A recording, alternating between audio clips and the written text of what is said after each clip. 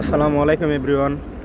তো আমাদের বাংলাদেশের, শুধু বাংলাদেশ না, মধ্যপ্রাচ্যে এবং সারা ওয়ার্ল্ডের যত কটা দেশ আছে এবং প্রত্যেকটা মানুষ জানে যে আয়াতুল্লাহ খামেনি মারা গেছে। তো আয়াতুল্লাহ খামেনি যদি মারা যায়, আল্লাহর কাছে দোয়া করি, ইন্না লিল্লাহি ওয়া ইন্না ইলাইহি রাজিউন, আল্লাহর কাছে দোয়া করি আল্লাহ যাতে ওনাকে জান্নাতুল ফেরদৌস দান করে। যেহেতু ওনারা শিয়াপন্থী, আর সবচেয়ে বড় কথা উনি নাকি নবীর বংশধর, উনি নবীর বংশধর। তো যেহেতু নবীর বংশধর, তো ওনাদের বিচার তো আল্লাহই করবে, আল্লাহ ছাড়া তো আর কেউ করবে না। দুনিয়াতে অনেক জায়গায় নবীর বংশধর আছে, বিভিন্ন দেশের প্রাইম মিনিস্টারই বা বড় বড় উচ্চ অবস্থায় নবীর বংশধররা আছে। তো ভাই আমি যে কথাটা বলতে চাচ্ছি, যে অনেকে বলে যে শিয়ারা কাফের বা অন্য কিছু বলে থাকে। তো বিশেষ করে আমাদের বাংলাদেশে এনায়েতুল্লাহ আব্বাসী সাহেব, উনি যাকে তাকে বলে সে কাফের, যাকে মনছে তাকে বলে সে কাফের। আর ভাই, সে যদি কাফের না হয় তাহলে তো আপনি কাফের হয়ে যাবেন। সে যদি কাফের না হয় আপনি তো কাফের হয়ে যাবেন। তো এই সমস্ত জিনিস থেকে বিরত রাখা ভালো, কারণ আল্লাহ বলছে যে আমি দেখতেছি যে একজন লোক কাফের, তো তাকে আমি কাফের বলতে পারবো না, কারণ এটা নিষেধ আছে আল্লাহর কাছ থেকে।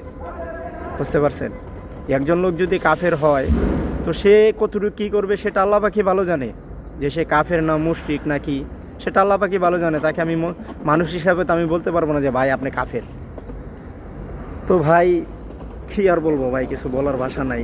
আয়াতুল্লাহ খামেনি মারা গেছে, যদি উনি গুরুতর কোনো ইনজুরি হয়ে থাকেন, কারণ সবাই আশা যে উনি ওনার যাতে আল্লাহ নিয়ে খেয়ে দান করে। উনি যদি বেঁচে থাকে তাহলে হয়তো বা আমাদের মুসলমানদের শক্তি আর একটু বাড়বে। যদি মারা যায় তাহলে তো শক্তি কিছু কমে যাবে। তো যদি শক্তি কমে যায় তাহলে তো কিছু করার নাই ভাই, কারণ মানুষ মাত্রই মরণশীল, যে কোনো মানুষই মারা যাবে। আজকে আমি আছি, কালকে নাই।